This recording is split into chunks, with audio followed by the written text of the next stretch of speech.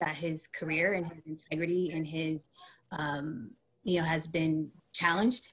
He has dedicated 20 years to the city and to the citizens of Rochester, and feels that, the events that have happened, that the events that have happened were not done in a way that, could have been handled differently. But, he didn't in any way try to cover this up. He will be joining this call, he said, but I just wanted to be upfront with council. I will answer whatever questions that I can, but at this point in time, the chief has submitted his retirement papers as well as others. And so I don't know what details that I can give you about the protest last night, but I'll answer whatever questions you may have. First question is, what is the effective date of the retirement for those who are retiring? I have not seen that. I just got a call before this call that informed me that he was retiring and the others would be retiring as well. But he did say that he was planning on joining this call. I'm not sure if he's in the room or not, in the waiting room. Is he, BJ? He is not. Okay. So the other question would be, and I don't know what the format would have to be for that discussion, is what is the what is the path forward for police oversight? If the command staff is retiring, what's next? So how does the department run?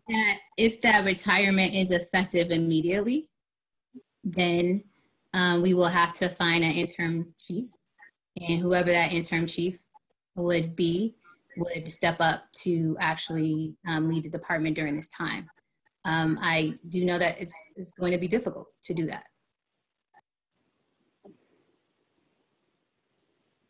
Okay, so so the key question right now is when it is effective, when is it effective, and even that notwithstanding, I'm sure that efforts will begin immediately to identify interim measures to fill that void.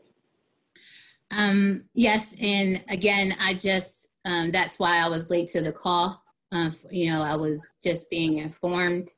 And I would recommend, because I don't know, I know that this was to brief you on the operations of last night, and I do not have that information.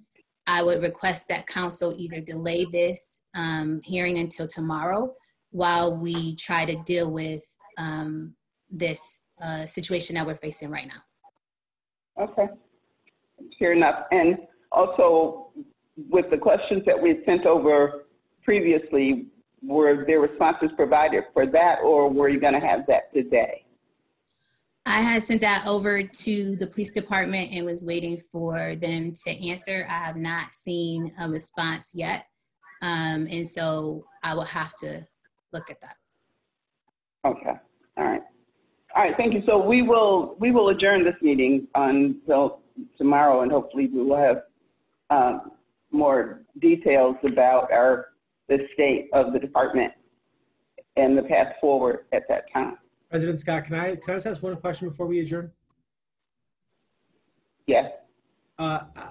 Mayor, thank you for letting us know, and I think rescheduling makes a lot of sense, but I think we all probably expect that the protests are probably going to continue. So I wonder who is actually going to be in charge tonight, assuming that the retirements are effective immediately. As I just told the council president, we would have to find an interim chief.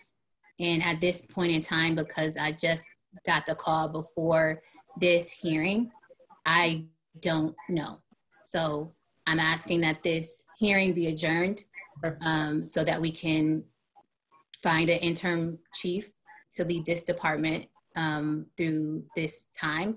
Because as I understand from the call, the entire command staff decided to retire. And just for the record, Madam President, thank you, Mayor. Just to correct you for a second. This was a briefing, not a hearing. Okay. Just for the record. Okay. This briefing will be adjourned. Right. Okay, thank you. So we will adjourn at this